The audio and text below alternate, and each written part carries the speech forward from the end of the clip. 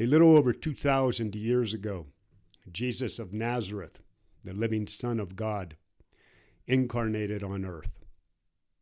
Our world had fallen into spiritual confusion for various reasons. And he was here to, among other things,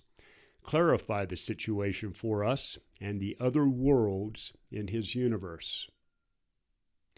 Much of the knowledge that Jesus gave us was then hidden, changed, and added to in the evolution of Christianity,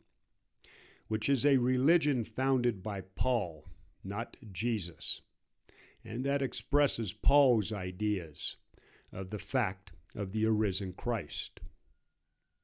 It is not a religion about the life and teachings of Jesus of Nazareth.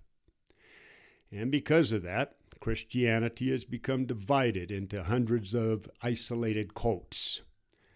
most of them at one another's throats, and every single one failing in their duty to bring forth the kingdom of heaven on earth and guide their members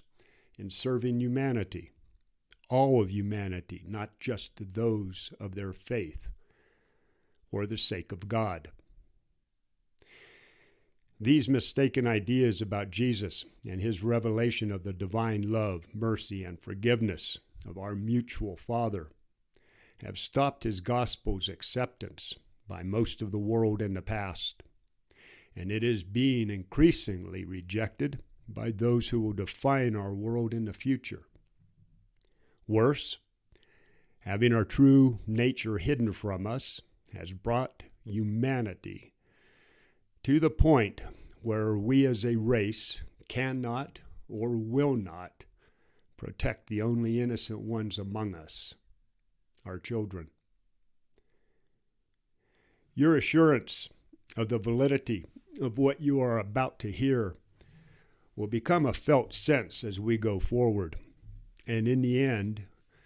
you will never again allow any person or religion to come between you and God. And you will have the tools needed to immediately verify for yourself the truthfulness of anything attributed to Jesus or God or any other spiritual matter. You will understand why it is through most people's common bond of loving and wanting to protect our children that the majority of people will be able to dissolve the barriers between us and protect our world from the extremists now waging violence in God's name. And you will learn how each of us can participate in our own way to bring our world to peace, goodwill among us, and the era of light and life.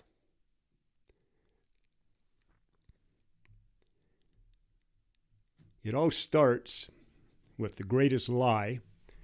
that has ever been imposed on many people, and which is the root of all of the other problems we face, and that is that God is some impersonal deity far distant from us that we have to journey to,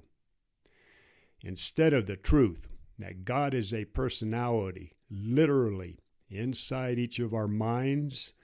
in the form of a spiritual entity known as a thought adjuster. The Spirit of God is God, and is that portion of God that each of our unique mortal personalities will eventually meld with to form our new eternal soul in perfection with God. That is, if we choose to do so, because nothing in this universe is forced on us, including our gift of eternal life.